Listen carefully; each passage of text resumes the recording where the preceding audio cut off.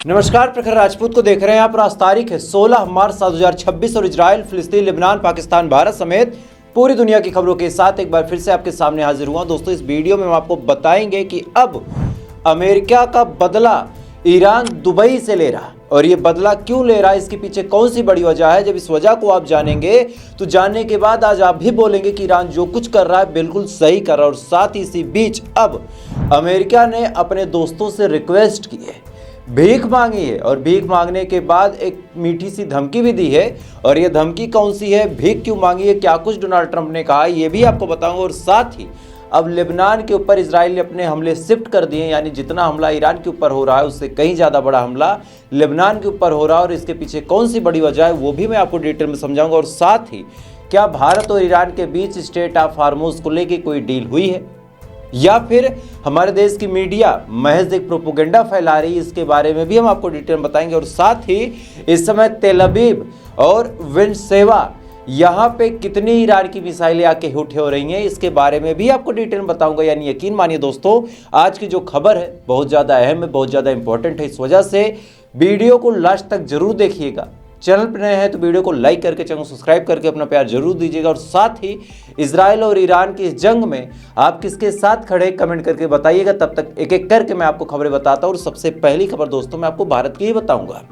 दरअसल भारत में हमारे जो मीडिया कर्मी हैं वो जैसे कोई नशा करके वीडियो बनाते हैं।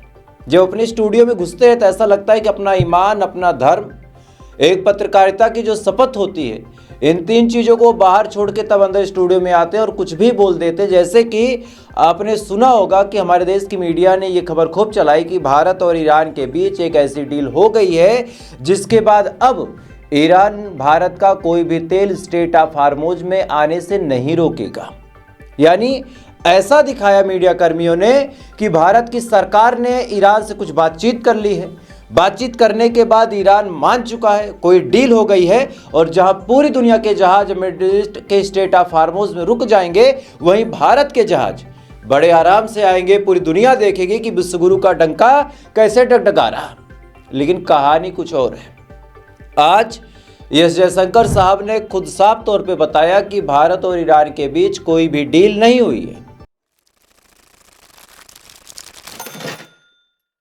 ईरान ने हमारे 2 जहाज़ों को आने दिया, इसके अलावा एक और जहाज़ को आने दिया, ये कह के कि भारत और ईरान के ताल्लुकात बड़े अच्छे हैं। और चूंकि ईरान के जो राजदूत हैं वो भारत में मौजूद हैं और उन्होंने देखा कि भारत में एलपीजी को लेके गहमा गहमी का माहौल है, इस चीज़ को जब उन्होंने देखा तो उन्होंने अपनी सरकार से बातचीत की। सरकार ने कहा भाई ठीक है, भारत से हमारे ताल्लुकात अच्छे हैं, तो इस समय 2-3 टैंकर जो फंसे हैं उन 2-3 टैंकरों को हम जाने की इजाज़त दे देते हैं। अब इसके बाद क्या हुआ कि हमारे देश की नेवी को भरोसा नहीं था कि आईआरजीसी सच में आने देगी या फिर नहीं आने देगी। इसकी वजह से हमारे देश के नेवी के 3 जहाज वहां पे पहुंचते हैं और हमारे उस टैंकर को, यानी जिसमें जो गैस लदी थी, उस टैंकर को, उस कैरियर को, यानी गैस कैरियर को वहां से स्कॉट करते हुए बाकायदा भारत तक लेके आते हैं। और उसका एक्सक्लूसिव वीडियो देखें आप।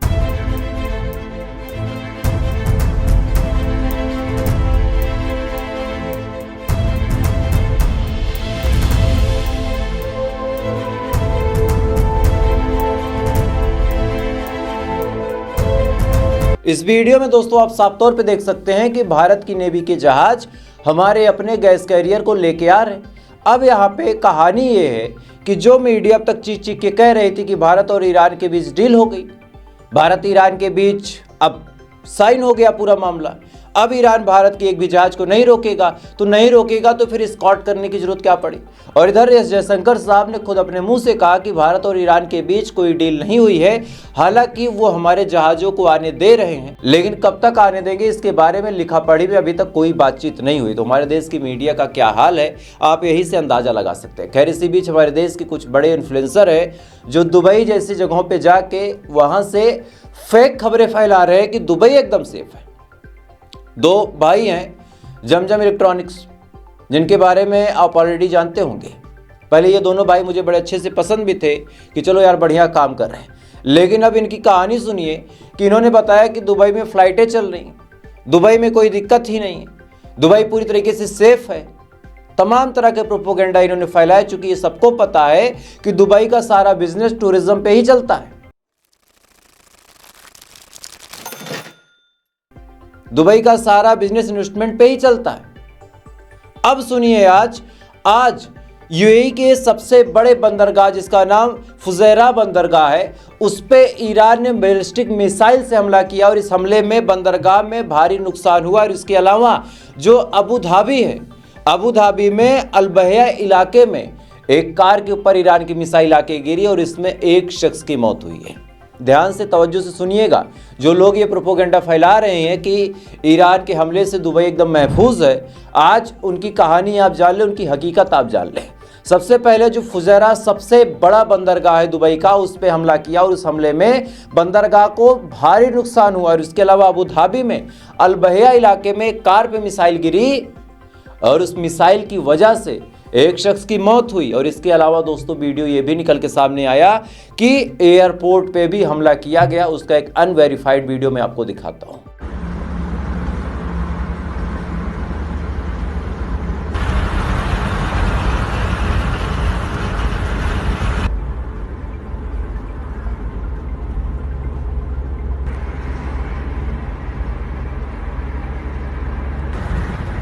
अभी आपने जो वीडियो देखा, ये वीडियो बताया जा रहा है कि ये वीडियो दुबई के एयरपोर्ट का है। और इसका सबसे बड़ा सबूत ये है कि आज भारत से दुबई जाने वाली फ्लाइट, भारत से दुबई एक फ्लाइट जाने वाली थी, इसको बीच रास्ते से लौटाया गया और इसको तिरुवनंतपुरम में वापस लैंड करवाया गया। यानी दुबई का एयरपोर्ट इतना तबाह हो चुका है कि भारत की फ्लाइट, जितनी भी फ्लाइट थी 16 तारीख की सारी फ्लाइट कैंसिल कर दी गई। इसके अलावा जो एक प्लेन हमारा निकल चुका था उसको आधे रास्ते से लौटाया गया, तिरुवनंतपुरम में उसको लैंड करवाया गया।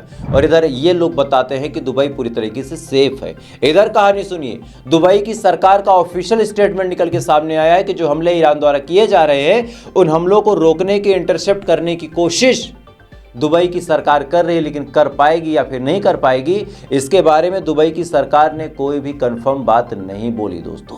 खैर, इधर दुबई से जब इतनी खुन्नस खा रहा ईरान, तो कई सारे लोगों के जहन में सवाल आ सकता है कि आखिर दुबई से इतनी दुश्मनी क्यों? दुबई ने कुछ किया नहीं, दुबई ने कुछ बोला नहीं, तो दुबई से इतनी दुश्मनी क्यों? तो अब आपको अब्बास अराची का बयान सुनाता हूं। अब्बास अराची ने साफ तौर पे कहा था कि जब उनके खर्ग आइलैंड पे हमला हुआ था, ध्यान दीजिएगा, खर्ग आइलैंड वो आइलैंड है जिससे पूरे ईरान का 90% ऑयल व्यापार होता है। 90% ऑयल व्यापार खर्ग आइलैंड से होता है। और जब इसी खर्ग आइलैंड पे हमला हुआ था, तो आपको जान के ताज्जुब होगा कि जिस मिसाइल का इस्तेमाल किया गया था वो मिसाइल दुबई से आई थी। यानी अमेरिका को दुबई ने अपनी जमीन दी थी कि जाओ और ईरान पे हमला करो और ईरान की इकोनॉमी पे चोट पहुंचाओ। चूंकि हम सभी जानते हैं, ये जो अरब के देश है ना, ये देश उस ताक में ही बैठे हैं कि कोई दूसरा डाउन हो जाए तो मैं ऊपर हो जाऊं। मतलब अपना कपड़ा सफेद करने के लिए अपना कपड़ा ये चमका नहीं पा रहे, तो दूसरे वाले पे कीचड़ उछाल दे रहे। दुबई का ही प्लान था कि खर्ग आइलैंड पे हमला किया जाए और इसी वजह से ईरान ने अब भर भर के बदला लेना शुरू किया है। खैर, इसी बीच ऐसा नहीं कि अगर दुबई मार खा रहा है तो इजराइल सेफ है। स्क्रीन आप देखिए, ये वीरसेवा एक जगह है इजराइल के अंदर, वहां पे मिसाइलों की कहां इंपैक्ट पड़ने वाले हैं उसका लाइव मैप मैं आपको दिखा रहा हूं। ये जो रेड डॉट अपनी स्क्रीन पे देख रहे हैं, इन तमाम जगहों पे मिसाइल के खतरे थे आज। इसके अलावा तेल अवीव का अफाल देखिए कि कहां सायरन बजे और कहां तबाही का मंजर था। ये तेल अवीव की तस्वीर है आज की। यानी ईरान ने फिर से जो हमले किए हैं, उस हमले में बुरी तरीके से इजराइल टेंशन में है, बुरी तरीके से इजराइल दोस्तों दहल चुका है। और इजराइल भी अब जान चुका है कि ईरान से वो नहीं जीत पाएगा। इस वजह से इजराइल ने अपना हमला और अपना जो इसमें फ्रंट वार है वो ईरान से शिफ्ट कर दिया। यानी अब ये ईरान से एकदम सेफ पास ले चुके हैं। पहले ये ईरान पे हमला करते थे, लेकिन अब कहानी ये है कि अगर इन्होंने 100 मिसाइलें मारी हैं तो 100 में से केवल 20 ईरान के लिए हैं, बाकी 80 लेबनान के लिए हैं। चूंकि अंतर है, ईरान की जो हुकूमत है वो एक है, उसको पता है कि अगर ईरान के अंदर हमला किया गया और ईरान की किसी भी बॉडी को नुकसान पहुंचाएगा तो इसमें ईरान की बेइज्जती है। इस वजह से ईरान की हर एक यूनिट, चाहे IRGC हो, चाहे गवर्नमेंटल ऑफिशियल हो, चाहे कुर्द फोर्स हो, ये तमाम एकजुट होकर काम करते हैं। लेकिन लेबनान में क्या है? हिजबुल्लाह अलग। लेबनान की आर्मी है या नहीं, ये सवाल अब उठने लगे। लेबनान की आर्मी का स्पोक पर्सन कौन है? हमने आज तक उसके बारे में कुछ सुना नहीं। लेबनान के कोई डिफेंस मिनिस्टर भी हैं क्या? हमको आपको नाम तक नहीं पता। बड़ी ईमानदारी के साथ बताता हूं भाई, मुझे नहीं पता, क्योंकि आज तक उस बंदे ने एक शब्द इजराइल के खिलाफ बोला नहीं। इतने गंभीर हमले इजराइल करता है लेबनान के ऊपर, अलग अलग घरों पे, और अब तो ग्राउंड ऑपरेशन कर रहा, अब ग्राउंड ऑपरेशन कर रहा।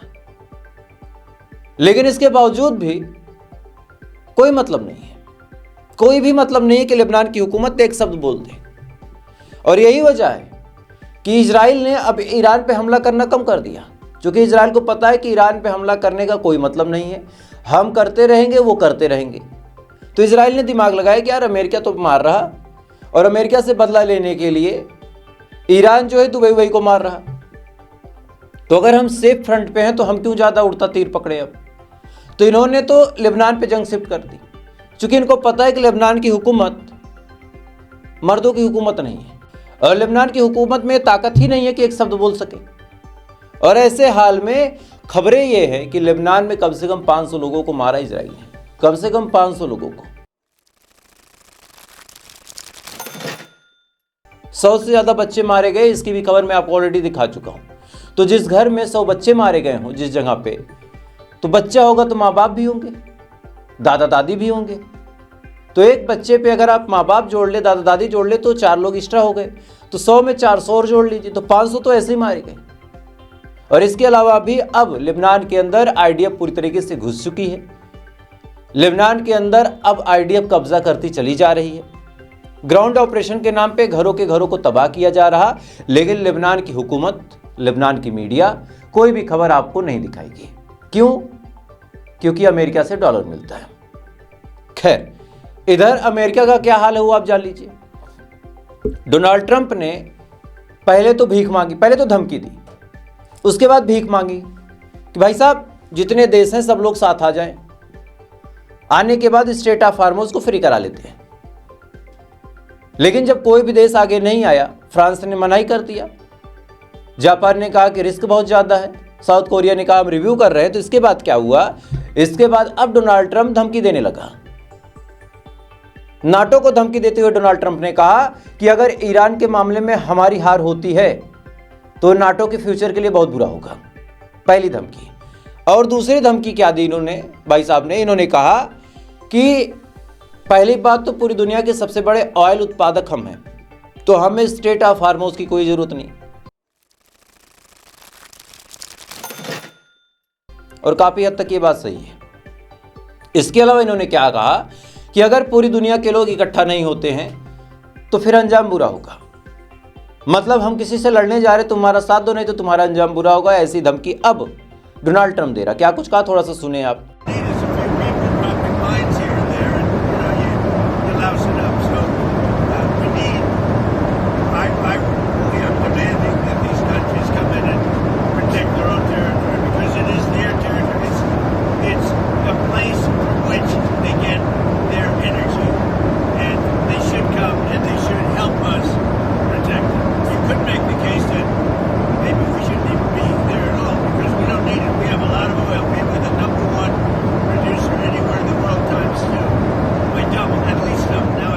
इस वीडियो में दोस्तों आप साफ तौर पे सुन सकते हैं कि डोनाल्ड ट्रंप ने अब सीधी चेतावनी पूरी दुनिया को देनी शुरू कर दी। मतलब डोनाल्ड ट्रंप का वही हाल है कि भैया हम खिसिया चुके हैं, हम खंबा नोच रहे हैं। और इधर ईरान जो है, चाहे अली लारिजानी हो, चाहे अब्बास अराची हो, चाहे मुस्तफा खामनेई हो, ये तीनों लोग ऐसे हैं कि एक बोल देता है तो दो मान जाते हैं। और यही वजह है कि ईरान को झुकाना इस समय अमेरिका और इजराइल के लिए नामुमकिन सा है, क्योंकि ईरान के पास अभी भी इतने हथियार हैं कि वो हथियार खत्म नहीं होंगे। और ईरान की कंडीशन ऐसी है, एक ही नुकसान उसका हो सकता था, वो हो चुका, और इसके अलावा ईरान के पास खोने के लिए कुछ बचा नहीं है। खैर, तो फिलहाल दोस्तों अभी के लिए बस इतना ही। बाकी थोड़ी देर बाद आपसे फिर मुलाकात होगी ऐसी किसी अपडेट के साथ। तब तक आप अच्छे रहे, खुश रहें और चैनल पे नए हैं तो सब्सक्राइब जरूर कर लें ताकि जब भी मैं वीडियो डालूं सबसे पहले आप तक पहुंचे। बाकी थोड़ी देर बाद फिर मिलते हैं, तब तक के लिए ऊपर वाला की हिफाज़त करें।